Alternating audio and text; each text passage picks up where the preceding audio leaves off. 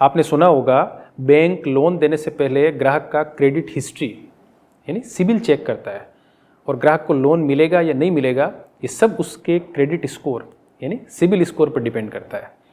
Bank तो कुछ हजार रुपयों का लोन भी ग्राहक की पूरी जांच पड़ताल किए बिना नहीं देता, पर एक मकान मालिक अपनी करोड़ों की प्रॉपर्टी एक किराएदार को केवल एक आईडी प्रूफ पर दे देता है।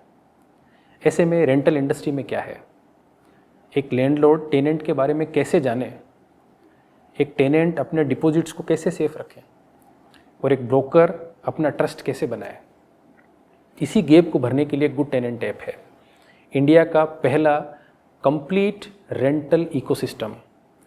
क्योंकि रेंटल मार्केट में सबसे बड़ा प्रॉब्लम है ट्रस्ट और ट्रांसपेरेंसी की कमी।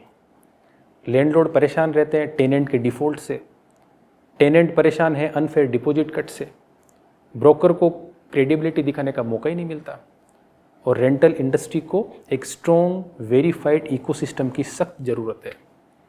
क्या आपने कभी सोचा है कोई टेनेंट आपसे घर, फ्लैट, दुकान या शोरूम या कोई भी प्रॉपर्टी किराए पर या लीज पर लेने आए हैं, क्यों आया है, उसका मकसद क्या है, उसका पिछला बैकग्राउंड क्या है? क्या वह पहली बार रेंटल प्रॉपर्टी ले रहा है या इससे पहले भी रेंट पर रह चुका है? क्या उसके पिछले लैंडलॉर्ड से रिलेशन सही थे? क्या उसने वहाँ का रेंट और यूटिलिटी बिल्स वगैरह का हिसाब पूरा किया? क्या वहाँ उसका बिहेवियर सही था? क्या वह खुद मकान, दुकान या ऑफिस खाली कर कर आया या उसको वहाँ से निकाला गया? क्या वह लैंडलॉर्ड की अपेक्षाओं और शर्तों के हिसाब से ही रहा? क्या उसने रेंट पर ली हुई प्रॉपर्टी को प्रॉपरली केयर किया?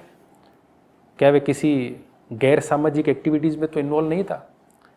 क्या वह जानता है और समझता है कि रेंट पर रहने के लिए कुछ नियम और कायदे होते हैं?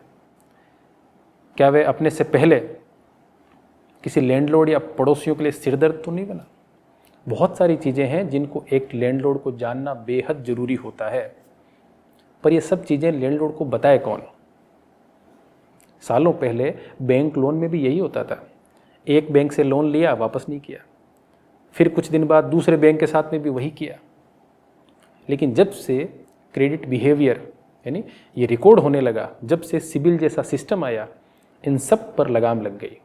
आज कोई भी लोन लेने वाला अपनी मंथली ईएमआई को मिस नहीं करना चाहता।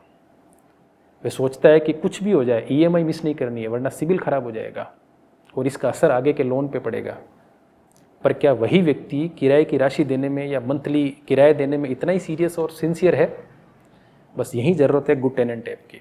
जैसे ही आप अपने टेनेंट के रेंटिंग बिहेवियर को गुड टेनेंट ऐप पर रिकॉर्ड करना शुरू करेंगे, इस समस्या का हल बस वहीं हो जाएगा। रेंट टाइम पर और पाबंदी से आने लगेगा, प्रॉपर्टी की देखभाल बेहतर होने लगेगी और टेनेंट आदर्श, जिम्मेदार और एक सीरियस टेनेंट बनेगा, ठीक आपकी एक्सपेक्टेशन के अनुरूप। गुड टेनेंट ऐप का मिशन बिल्कुल क्लियर और सिंपल है, ट्रस्ट को डिजिटल बनाना और रेंटिंग को फेयर बनाना।